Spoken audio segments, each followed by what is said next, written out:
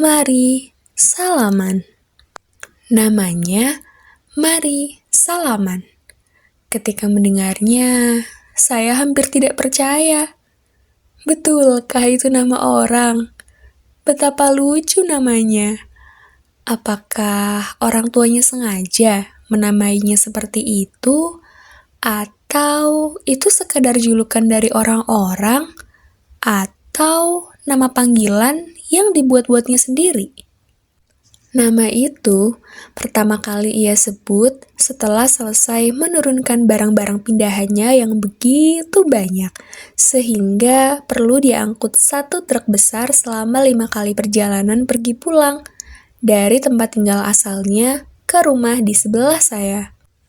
Perkenalkan Pak, nama saya Mari Salaman. Katanya sambil menundukkan kepala. Ia menyodorkan tangan kanannya. Saya membalas dengan membungkukkan badan. Seketika, ia tarik kembali tangannya. Maaf Pak, apa ada yang salah? Ia bertanya. Sepertinya agak tersinggung, karena tangan yang disodorkannya saya biarkan begitu saja. Oh, tidak ada yang salah Pak. Di desa kami, kebiasaan untuk menghormati orang terwujud dengan membungkukkan badan. Tidak bersalaman. Oleh karena itu, saya agak aneh. Mengapa ia menyodorkan tangannya tadi? Oh, begitu Pak. Saya kira Bapak tidak menyalami saya karena Bapak marah. Di desa saya dulu, kami selalu bersalaman ketika pertama kali mengenalkan diri. Saya mengambil napas panjang, lalu saya membalikkan badan. Terdengar suara bersin-bersin. Maaf ya Pak. Saya menggaruk-garuk hidung. Bau minyak wanginya yang bercampur dengan keringat begitu menyengat. Kaos hitamnya basah kuyup, seperti menyerap hawa panas yang sedang puncak-puncaknya, ditambah hasil olahraganya mengangkat-angkat perabotan rumah tangganya. Saya pikir seharusnya ia mandi dulu sebelum mendatangi saya. Mukanya hitam. Saya taksir umurnya sekitar 40 tahun, rambutnya sedikit putih. Namun, giginya yang bertumpuk itu begitu putih bersih dan mengilat. Sehingga ketika tersenyum lebar, sinar matahari yang begitu terang serasa terpantul membuat giginya bersinar begitu silau. Sampai-sampai saya mengerjapkan mata berulang-ulang. Maaf, tadi siapa nama Bapak? Mari Salaman Pak. Mari Salaman. Saya lekas-lekas menutup mulut dengan tangan. Sedikit tawa kecil tanpa suara timbul begitu saja.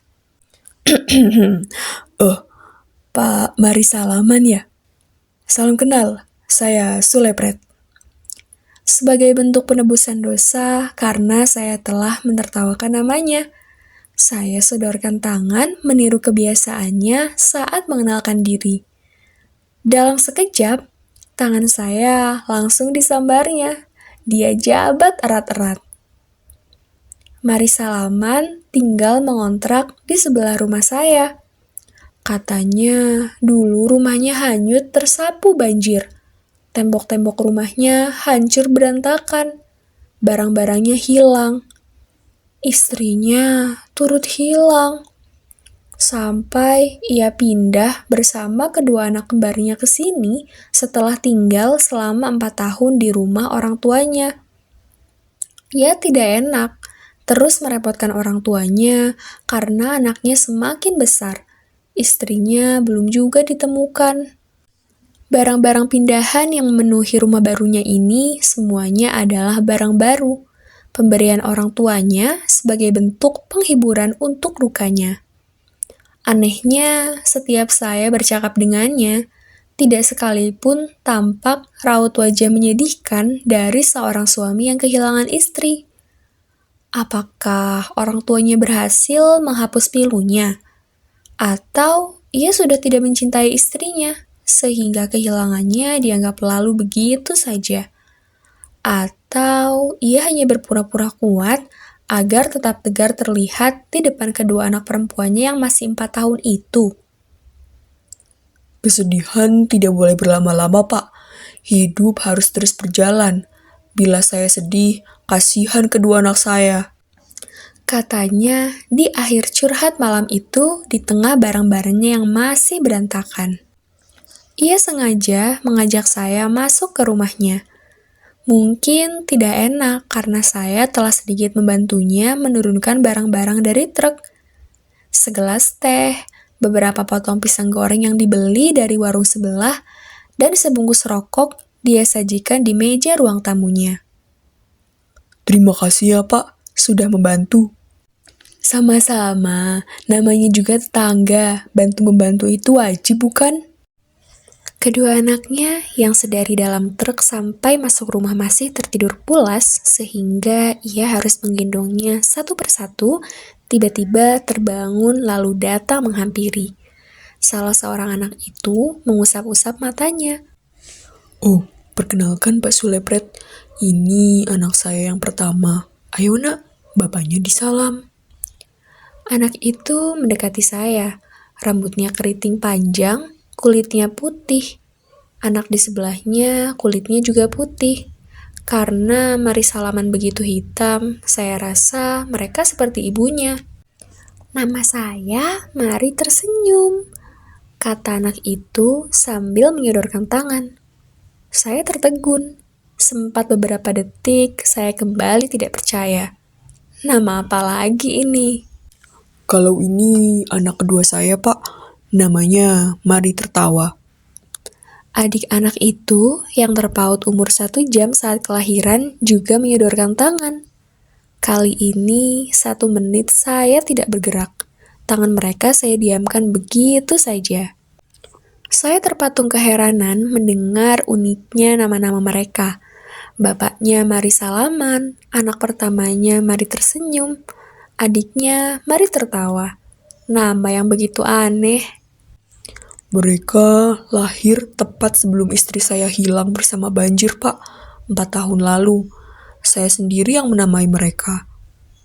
Meskipun kata-kata Mari Salaman menyiratkan kesedihan tiada tara, ia tetap saja mampu mengucapkannya dengan tersenyum lebar. Saya memejamkan mata. Sinar lampu ruang tamu serasa terpantul lewat giginya, sehingga membuat senyumnya kembali menyilaukan. Saya namakan mereka seperti ini agar saya ingat, Pak. Saya tidak boleh lama-lama bersedih. Saya harus kuat. Hidup ini selalu ada masalah. Bahagia atau berpura-pura bahagia adalah jalan terbaik untuk mampu menghadapinya. Ketika saya panggil nama mereka, saya geli sendiri dan akhirnya tertawa. Karena itu, saya mampu bertahan hidup sampai sekarang. Mendengar ucapannya, saya terpekur. Betapa pilunya ia kehilangan istrinya. Betapa besar usahanya untuk tetap berjuang hidup seorang diri. Karena istrinya belum ditemukan meninggal, ia masih berharap bisa bertemu istrinya hidup-hidup. Sampai-sampai ia memilih tidak menikah dan membesarkan kedua anaknya sendiri. Saya ceritakan kisah ini kepada istri saya. Saya pikir ia akan simpati dan mungkin mengirimkan kue enak buatan tangannya itu ke Mari Salaman sebagai bentuk sambutan hangat. Tetapi ia hanya cemberut, menekuk muka seolah-olah mengabaikan ucapan saya. Sungguh berbeda dengan Mari Salaman dan anaknya yang selalu tersenyum. Kehadiran Mari Salaman dan kedua anaknya di desa kami sungguh memberi dampak baik. Sebagai orang baru, sehari setelah selesai benar ia merapikan seluruh barangnya, ia mendatangi rumah warga satu demi satu. Disalaminya mereka dengan begitu ramah dan warga sepertinya membalas pula salamannya. Terbukti ketika pertemuan seluruh warga di balai desa, para warga tidak sungkan saling bersalaman, meniru kebiasaan Mari Salaman. Walaupun membukukan badan tetap dilakukan. Anak-anak Mari Salaman, Mari Tersenyum, dan Mari Tertawa mudah berbaur dengan anak-anak warga. Mereka bermain-main di halaman balai desa sambil tersenyum kegirangan dan tertawa terbahak-bahak. Ketika temannya jatuh, mereka tersenyum. Ketika temannya diejek, mereka tertawa. Ya, begitulah betapa indahnya kehidupan anak-anak yang mudah bahagia tanpa membawa perasaan. Tidak seperti orang dewasa, hanya tertawaan dan senyuman yang menyelimuti hidup kedua anak itu. Sepertinya mereka mulai lupa akan derita kehilangan ibunya. Para bapak, termasuk saya dan Mari Salaman, menggelar rapat pertemuan membahas program dan kegiatan desa ke depan. Beberapa ibu saling berbincang di salah satu ruangan. Sesekali terdengar gelak tawa ibu-ibu yang entah membicarakan apa. Ibu-ibu kalau sudah ngomong memang selalu asyik. Namun, istri saya tetap saja cemberut. Sepulang rapat, ia masih menekuk muka.